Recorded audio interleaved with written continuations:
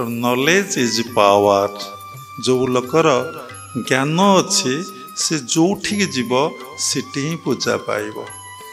भगवान भगवत गीतार कहते कौन ना ज्ञान लब्धा परांग शांति। तेणु ज्ञान लाभ पर व्यक्ति कौन करे ना शांति आ आनंदर अधिकारी हुए। को ज्ञान ना आत्मज्ञान। पुणे आउ गोटे जगार भगवान भागवत उल्लेख करिसंती। कौन उल्लेख करचंती ना मनुष्य देहे दिव्य ज्ञान देखी संतोष भगवान। तेणु मनुष्य भितर भगवान दिव्य ज्ञान देखिले संतुष्ट हुअन्ति बा संतुष्ट हुअन्ति। तेणु इठी भगवान ब्राह्मण कथा कही नांती, क्षत्रिय कथा कही नांती, वैश्य कथा कही नांती, शूद्र कथा कही नांती, नारी कथा कही नांती, कि पुरुष कथा कही नांती, कि ब्रह्मचारी कथा कही नांती, कि वानप्रस्थ कथा कही नांती, कि सन्यास कथा कही नांती, कि गृहस्थ कथा कही नांती। कहिचंती मनुष्य देहे दिव्य ज्ञान देखी संतोष भगवान।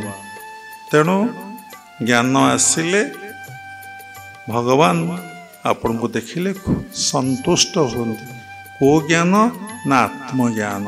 समस्ते शुणिले संध्यारे पड़ जाउथिबे आत्मज्ञानटा कौन।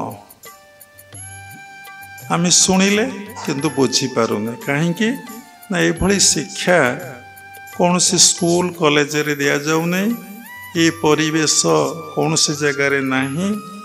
तेणु आमको आत्मज्ञान प्राप्ति होने आम जाने। तेणु साधना कले आपण भितर आत्मज्ञान प्राप्ति हम। कथाटा रहा जमती क्षीर भितर घृतटा अच्छी दर्शन करी हो नहीं। जमती आम भितर ईश्वर अच्छंती आम एपर्यंत दर्शन करिने। तापर अनुभव आम तो पर्यंत दर्शन ही नहीं। पुणी अनुभव केमती हम कहीं दर्शन होने ना आमर भगवत दर्शन मुख्य कर्म नुहे। शଯ୍ୟା त्यागरू शଯ୍ୟା को जीवा पर्यंत आम गोटे चिंतार रोचे केमिति अर्थ उपार्जन करिबा एवं केमिति खाइबा, केमिति सोइबा आ केमिति किछि बैंक बैलेंस करिबा, किछि आमे जगह खंडे किनिबा, गाड़ीटाए करिबा। आम जीवनटा एतिकी भितरे सीमित हो गला। व्यक्ति केंद्रिक चिंताधारा आम भितर आसिला। जे निज पई बंचिची आ कहारी पई बंची नहीं ताठू बड़ स्वार्थपर ये संसार रे केही ना। जे केवल निज पई बंचिची आ कहारी पई बंची नहीं। थरे देखंतु जार जेपरी मन तार से भली प्रभु।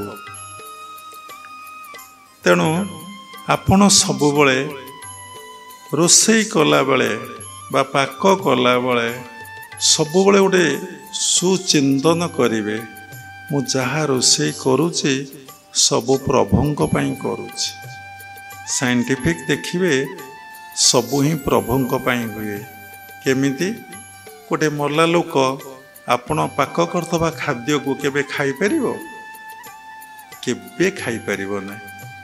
जो लोक मृत्यु व्यक्ति आपणकर घरे पड़ी थे बापा कि माँ कि पुओ कि झील आपन तो खुआई दे पारे कहीं आपन कहे से मरी जाइए ता भितर कौन ना भगवान नहांती। भगवान बा आत्मा छाड़ी पलि खाऊला किए ना से ईश्वर ही खाऊले।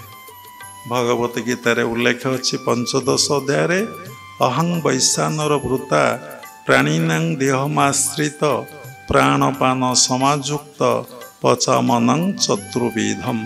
तेणु वैश्वानर अग्नि रूप रही ये प्राणी भितर प्रत्येक जीव भितर मु खाद्य को जीर्ण करे बा खाए।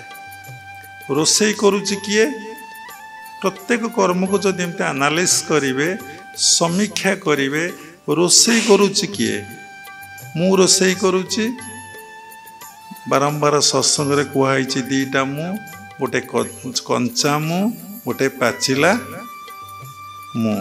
कंचा मुटा कौन ନା ମୁଁ ଜଣେ ବ୍ୟକ୍ତି, ମୁଁ ରୋଷେଇ କରୁଛି, ଯେ ମୁଁ ଜଣେ ପୁରୁଷ କି ମୁଁ ଜଣେ ନାରୀ, ମୁଁ ରୋଷେଇ କରୁଛି। ତାଛଡ଼ା ମୁଁ ସେଇ ଭଗବାନ ମୋ ଭିତରେ ଅଛନ୍ତି, ସେ ରୋଷେଇ କରୁଛନ୍ତି। ବାସ୍ତବରେ ଭଗବାନ ରୋଷେଇ କରନ୍ତି ଏବଂ କାହା ପାଇଁ? ନା ସେଇ ଭଗବାନଙ୍କ ପାଇଁ। ଖାଆନ୍ତି କିଏ? ନା ସେଇ ଭଗବାନ ଖାଆନ୍ତି। ତେଣୁ ଆମର ଏ ବୋଧଟା ହଉନି। କାହିଁକି ବୋଧ ହଉନି? ସାଇଣ୍ଟିଫିକ ଜାଣିଲା ପରେ କାହିଁକି ବୋଧ ହଉନି? ସବୁବେଳେ ନିଜ ଭିତରେ ମୁଁ ମୋର ଭାବ କ'ଣ ପାଇଁକି ରହୁଛି। ଗୋଟେ ଛୋଟିଆ କଥାଟେ, ଆମେମାନେ ଜନ୍ମଗ୍ରହଣ କରିଛେ ବାପା ମାଙ୍କର ଦୈହିକ ସୁଖରୁ, ବାପା ମାଙ୍କର ଆନନ୍ଦରୁ, ଆନନ୍ଦ ନୁହେଁ ସୁଖରୁ ଆମେ ଜାତ।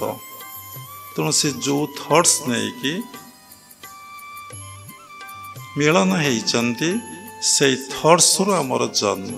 ତେଣୁ ତାଙ୍କର ଯେହେତୁ ଦୈହିକ ସୁଖରୁ ଆମେ ଜାତ, ଆମ ଭିତରେ ସେଇ ଥଟ୍ସଟା ହିଁ ରହୁଛି। ଆମେ ସବୁବେଳେ ଦେହରେ ଅଛେ, ଦେହବୋଧରୁ କେତେବେଳେ ଅତୀତ ଆମେ ହେଇପାରୁନି। ଯେତେ ବଡ଼ ବଡ଼ ପ୍ରବକ୍ତା ହୁଅନ୍ତୁ, ଯେତେ ଶାସ୍ତ୍ର ଅଧ୍ୟୟନ କରନ୍ତୁ, ଯେତେ ଜ୍ଞାନ ରାଜ୍ୟର କଥା କୁହନ୍ତୁ, ଯେତେ ଭଗବାନଙ୍କର ପୂଜା ପାଠ କରନ୍ତୁ, ଯେତେ ବ୍ରାହ୍ମଣ କ୍ଷତ୍ରିୟ ବୈଶ୍ୟ ଶୂଦ୍ର ହୁଅନ୍ତୁ, ଯେତେ ସମୀକ୍ଷା କରନ୍ତୁ, ଏତେ ଏତେ ବର୍ଷ ସମସ୍ତଙ୍କୁ ହେଲାଣି, ପରୀକ୍ଷା କରି ଦେଖନ୍ତୁ, ସମସ୍ତଙ୍କର ଦେହବୋଧ ଅବସ୍ଥା ହିଁ ରହୁଛି। ଦେହବୋଧ ବୋଇଲେ ମୁଁ ଆଉ ମୋର ଭାବଟା ହିଁ ରହୁଛି। ଯେତେ ସମୀକ୍ଷା କରି ଦେଖନ୍ତୁ, ଆପଣ ଦେହବୋଧରୁ ଅତୀତ ହେଇପାରୁନାହାନ୍ତି। ଯେମିତି ବସା ଦହି ଭିତରେ କ'ଣ ଅଛି? ଲହୁଣୀ ଅଛି ବା ଘୃତ ଅଛି, ଲହୁଣୀ ଅଛି।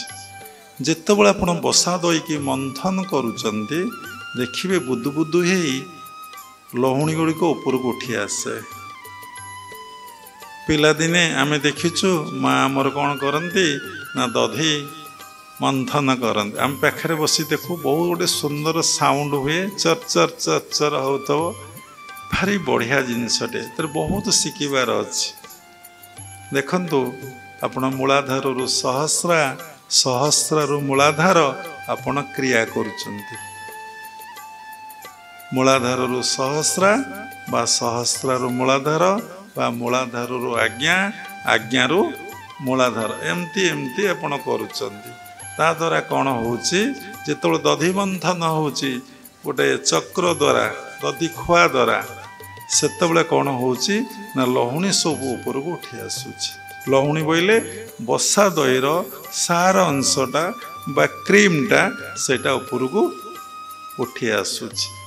ଯଦି ଆମେ ଘଣ୍ଟା ଘଣ୍ଟା ନିରନ୍ତର ବସି କ୍ରିୟା ଅଭ୍ୟାସ କରିବା, ସେଇଭଳି ଆମ ଭିତରେ ଯେଉଁ ପ୍ରାଣଶକ୍ତି ମୂଳାଧାର ଚକ୍ରର ତଳେ ଅଛି, ତା ଉପରକୁ ଆଜ୍ଞା ଆଉ ସହସ୍ରା ଯାଏଁ ଉଠି ଆସିବ। ଯଦି ଆଜ୍ଞା ଯାଏଁ ଆମର ଉଠି ଆସିବ, ତାହେଲେ କ'ଣ ହବ? ନା ଆମ ଭିତରେ ଦେହବୋଧ ଅବସ୍ଥା ଆଉ ରହିବ ନାହିଁ।